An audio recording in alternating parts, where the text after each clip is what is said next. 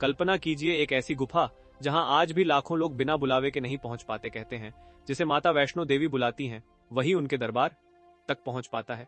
लेकिन क्या आपने कभी सोचा है आखिर उस गुफा में ऐसा क्या है जो सदियों से लोगों की आस्था का सबसे बड़ा केंद्र बना हुआ है? क्यों लाखों लोग कठिन पहाड़ों पर चढ़कर सिर्फ एक झलक पाने के लिए जाते हैं? और आखिर कौन थी माता वैष्णो देवी, एक देवी या खुद तीनों शक्तियों का अवतार?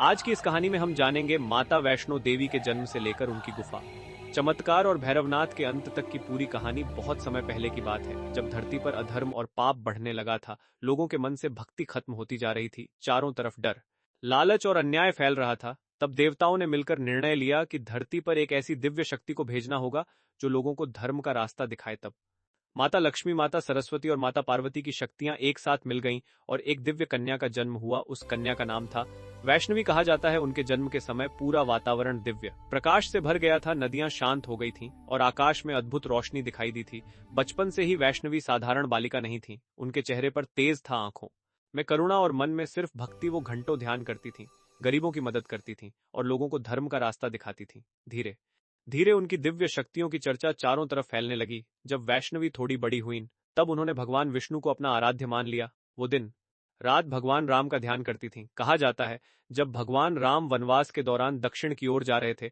तब वैष्णवी उनसे मिलने पहुंची। उन्होंने भगवान राम से कहा, प्रभु मैं आपको पति के रूप में पाना चाहती हूँ। तब भगवान राम मुस्कुराए और बोले, इस जन्म में मैं सिर्फ सीता का हूं, लेकिन कलयुग में लोग तुम्हें माता के रूप में पूजेंगे। फिर भगवान राम ने उन्हें त्रिकुटा पर्वत पर तपस्या करने का आदेश दिया। तब से वैष्णवी त्रिकुटा पर्वत की ओर चली गईं और वहीं ध्यान करने लगीं। वो लोगों की सेवा करती थीं, भूखों को भोजन देती थीं, बीमारों की मदद करती थीं।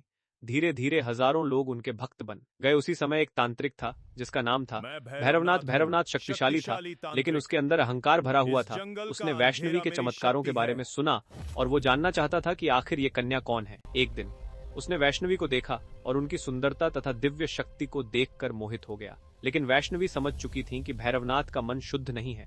उन्होंने उसे समझाने की कोशिश की, लेकिन भैरवनाथ अपनी जिद पर अड़ा रहा। धीरे धीरे उसका अहंकार बढ़ता गया और उसने वैष्णवी का पीछा करना शुरू कर दिया। तब माता वैष्णवी त्रिकुटा पर्वत की ओर बढ़ने लगीं। कहते हैं यहीं से शुरू हुई माता की पवित्र यात्रा। भागते भागते माता एक स्थान पर रुकी। उनके साथ हनुमान जी भी थे। हनुमान जी को प्यास लगी। तब माता ने अपने धनुष से पहाड़ पर बाण चलाया और वहां से पानी की धारा निकल पड़ी। आज उस स्थान को बाणगंगा कहा जाता है। आज भी लाखों श्रद्धालु वहां स्नान करके अपनी यात्रा शुरू करते हैं। माता आगे बढ़ती गईं और भैरवनाथ उनका पीछा करता रहा। फिर माता एक गुफा में पहुंची जहां उन्होंने लगभग 9 महीने तक तपस्या की। उस गुफा को आज अर्धकुमारी या गर्भजून गुढ़ा कहा जाता है। कहा जाता है जो भक्त उस गुफा से निकल जाता है उसके जीवन के दुख दूर होने लगते हैं। लेकिन भैरवनाथ वहां भी पहुंच गया। अब माता समझ चुकी थीं कि अधर्म का अंत करना जरूरी है। तब वो त्रिकुटा पर्वत की सबसे ऊंची चोटी की ओर बढ़ी। वहां पहुंचकर माता ने अपना दिव्य रूप धारण कर लिया। उनकी आंखों में अग्नि थी, चेहरे पर तेज और हाथों में दिव्य अस्त्र। भैरवनाथ फिर भी नहीं रुका। तब माता ने क्रोधित होकर अपना त्रिशूल उठाया और एक ही वार में भैरवनाथ का सिर धड़ से अलग कर दिया। भैरवनाथ का सिर दूर पहाड़ पर जाकर गिरा, लेकिन जैसे ही उसका अंत हुआ उसे अपनी गलती का एहसास हो गया। उसने माता से क्षमा मांगी। तब माता का हृदय पिघल गया। उन्होंने कहा, भैरव तुम्हारा अंत अहंकार की वजह से हुआ, लेकिन तुम्हें मोक्ष मिलेगा। माता ने वरदान दिया कि जो भी भक्त उनके दर्शन करेगा, अगर वो भैरवनाथ के मंदिर नहीं जाएगा तो उसकी यात्रा अधूरी मानी जाएगी। तभी से आज तक हर श्रद्धालु माता के दर्शन के बाद भैरवनाथ मंदिर जरूर जाता है। इसके बाद माता वैष्णो देवी ने अपना शरीर त्याग दिया और 3 दिव्य पिंडियों के रूप में प्रकट हो गईं।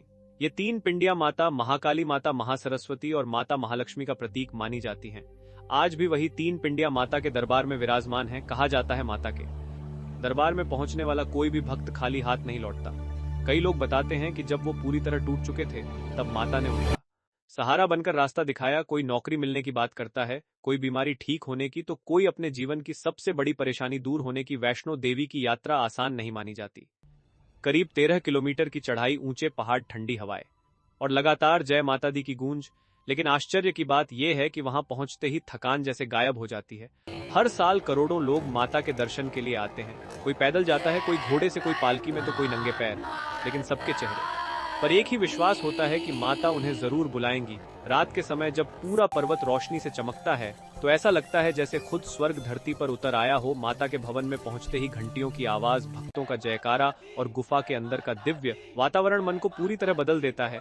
कई लोग बताते हैं कि वहां पहुंचकर उनकी आंखों से अपने आप आंसू निकलने लगते हैं, शायद इसलिए क्योंकि वो सिर्फ एक मंदिर नहीं बल्कि करोड़ों लोगों की आस्था का केंद्र है। कहते हैं माता आज भी अपने भक्तों की रक्षा करती हैं। जब भी कोई सच्चे मन से उन्हें पुकारता है, वो किसी न किसी रूप में उसकी मदद जरूर करती हैं। यही कारण है कि सदियों बीत जाने के बाद भी माता वैष्णो देवी के प्रति लोगों की श्रद्धा कम नहीं हुई, बल्कि और बढ़ती चली गई। आज आधुनिक दुनिया में जहां लोग हर चीज को विज्ञान से जोड़ते हैं, वहां भी माता वैष्णो देवी का रहस्य और चमत्कार लोगों को सोचने पर मजबूर कर देता है।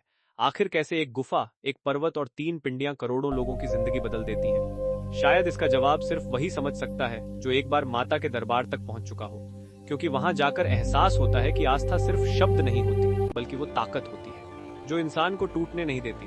और शायद यही माता वैष्णो देवी की सबसे बड़ी शक्ति है। जब कोई निराश होकर उनके दरबार में जाता है तो लौटते समय उसके अंदर एक नई उम्मीद जन्म ले चुकी होती है। आज भी लोग कहते हैं माता का बुलावा आए बिना कोई वैष्णो देवी नहीं जा सकता, और जो एक बार वहां चला जाता है उसका दिल बार उसी दरबार में लौटना चाहता है। त्रिकुटा पर्वत की वो पवित्र गुफा आज भी लाखों भक्तों की आस्था का सबसे बड़ा प्रतीक बनी हुई है, जहां हर पल सिर्फ एक ही आवाज गूंजती है, जय माता दी।